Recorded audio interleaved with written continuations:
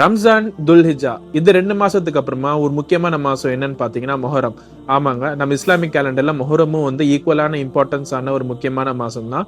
இந்த மொஹரம் மாசத்தோட முக்கியத்துவம் நிறைய இருக்கு. ஆனா இது ஆரம்ப புள்ளி என்ன, இது எங்க இருந்து ஆரம்பிக்குது, அது என்ன தெரிஞ்சுக்கணும் அப்படின்னு இந்த வீடியோ லைக் பண்ணுங்க அண்ட் இந்த பேஜை ஃபாலோ பண்ணுங்க இன்ஷா அல்லாஹ். ஸோ மொஹரம்னா நம்ம இஸ்லாமிக் கேலண்டர்ல ஆரம்பிக்கிற ஃபர்ஸ்ட் மாசம். அதாவது நம்ம இங்கிலீஷ் கேலண்டர்ல இருக்கிற ஜனவரி மாதிரி இந்த மாசத்துல நம்ம இஸ்லாமிக் கேலண்டர் ஸ்டார்ட் ஆகும். அதாவது மொஹரம்னா என்ன, இதோட ஆரம்ப புள்ளி எங்க இருந்து ஆரம்பிக்குது அப்படின்னா நம்ம முக்கியமான நபி மூசா அலைஹிஸ்ஸலாம் அவங்கள இருந்து ஆரம்பிக்குது. அவங்களோட கதை நிறைய பேருக்கு தெரிஞ்சிருக்கும்.